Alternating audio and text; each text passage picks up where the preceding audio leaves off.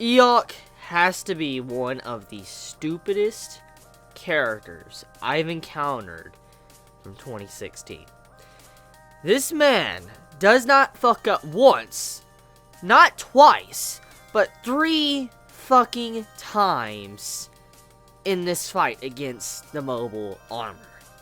This man has fucked up this fight 3 times, and he wants to die to pay back his debt to his men. And I'm like, yeah, the way you're going about this is just completely insane. And to be honest with you, I really, really hope Vidar kills your ass. I really do. When everything is said and done with this mobile armor, hopefully Eok somehow disappears and Vidar killed this man, or this man gets killed by a laser or something coming from the mobile armor, because this man is just so stupid. He is so freaking stupid. I'm like, how can you be that stupid? Like, there's just like, how is it even possible?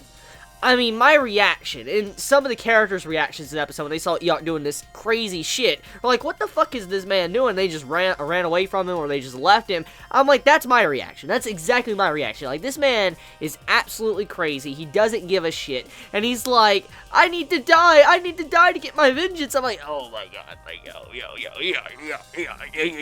need to chill. You need to chill. Like, you need to chill. And can we all just say that Vidar is probably doing one of the most important jobs right now? This man is straight up watching Eok and keeping him out of this fucking fight. Like, Vidar is sitting there babysitting this man, and he is watching and making sure Eok doesn't do some stupid shit anymore. So, Vidar, probably the most important job right now. Like, what he's doing is saving lives. He is saving brain cells. He is saving lives. That's exactly what Vidar is doing in this episode. So with that being said, getting off of Eok, let's talk about the other details of the said episode. So we have Kudelia and Atara. They actually admit their love for Mika. Now we know these 2 characters really like Mika, but we see how they finally admit they like him, the way they interact with each other, and it was such a great moment because this lets us know that maybe there's a possibility that Mika could have a possible harem outcome like Naze. I mean, we know how Naze is and how that was done in this series.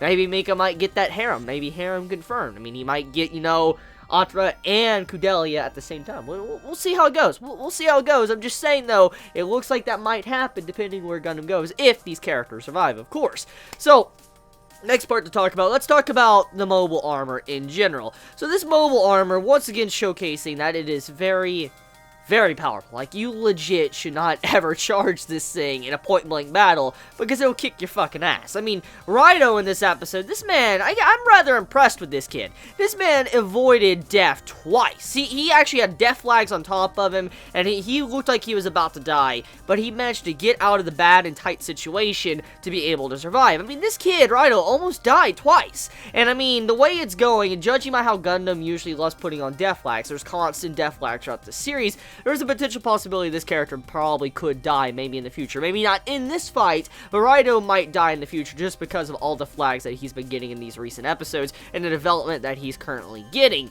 And on top of that, too, I mean, this man, he has definitely a lot of balls to be able to go up against something like that. I mean, you gotta realize what happened to Akihiro and Mika in this episode. I mean, they were getting hurt and all that when they were getting close. I mean, these are like their top fighters, and if someone saw something like that from the outside, even if you don't have, like, you know, a Gundam frame, it still should freak you out. You'd be like, holy crap, if our 2, like, strongest soldiers, you know, are getting defeated like this, or they can't get close to it, what can I do? And just seeing how Raido went in and all that, and just continue to, you know, kind of kite the beast away, and also try to keep his other friends and allies safe, I was like, this man is amazing. So, Raido really impressed me with this episode. Like, I really was impressed with his character. I mean, I haven't cared completely about his character. He's a cool character. I like his design. I like what he stands for. But, I mean, I just don't care completely about his character. And this episode opened up my eyes a little bit that I should focus more on this character because of what he was able to accomplish in this said episode. Now, with that being said, moving on to the next part, let's talk about what Vidar and the Chocolate Man said, or what Vidar said to the Chocolate Man, because, you know, Chocolate Man, he didn't really get to say much, and Vidar just, like, fucking burnt this man and just fucking left. He's like, fuck you. And the big sick burn was that Vidar comes in, he's like, shouldn't you feel ashamed to be using a you know, a mobile suit Gundam, similar to what Karta used? Like, shouldn't you be very ashamed of yourself? And then he just flies off. I'm like, yo, this man is freaking savage. Like, he just comes in, burns this man. Like, no. Like, he comes in, stares at this man, gives him, like, this death stare, just looking at him, not saying shit. And then his first words out of his mouth is like, oh, you should be ashamed of yourself. You know, that frame looks very similar to how Karta's was. I mean, how can you live with yourself? And then he just flies off. Vidar proving that he is Golly Golly, but also he's a savage, because what he said to the Chocolate Man was pretty freaking funny as hell. I mean, the way he just said that and just flew off, yeah. So, one thing I will say, though, besides all of that, Mika's fight. This is something that is going to play a big part with probably the remainder of the series, especially what's going to happen next week.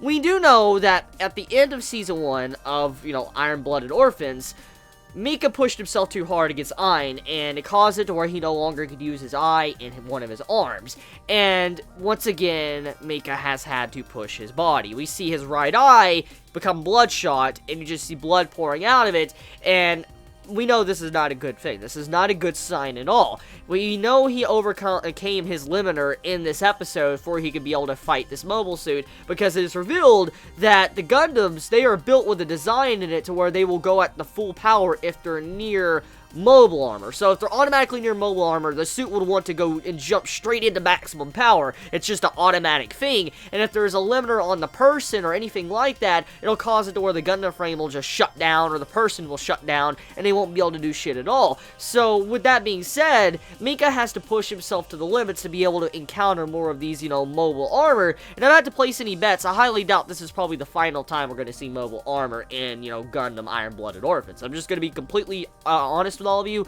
I highly doubt this is the final time we're going to see something like this in Season 2. Because, I mean, with just the reveals it's gotten in these past couple episodes, the build-up and stuff, I just do not think this would be the final time we see it. I do, however, say this is going to be a very critical outcome for Mika, and it's going to change it for how he fights and how he is as a person, probably after this. Because, I mean, with him pushing himself, it's a very likely possibility he's going to lose something in this fight. You know, maybe a leg, maybe his other eye, maybe his other arm, maybe everything. We don't know exactly what he's going to lose, but, I mean, overall, though, it's probably not going to be too good.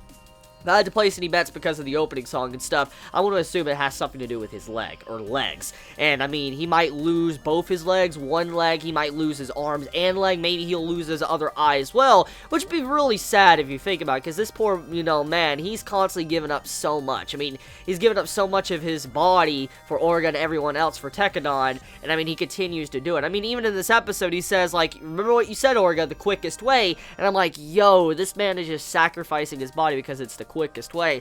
I'm like, that's pretty sad. It's a really sad outcome when you really think about it. And I mean, this is something that's been happening constantly throughout, you know, Iron-Blooded Orphans, where characters will, you know, kill themselves and fight for the, you know, Tekkadan, but they'll die in the process. A lot of people will die in the process, and that's what's going on here. Orga is, you know, initiating with Mika going in, that Mika is sacrificing his own body to be able to help Tekkadan move up a couple of ranks and on the, you know, the ladder of politics and stuff. So it's sad. So let me know your thoughts in the comments below. You all have a wonderful day or nights wherever you live. Please be safe. Chibi out.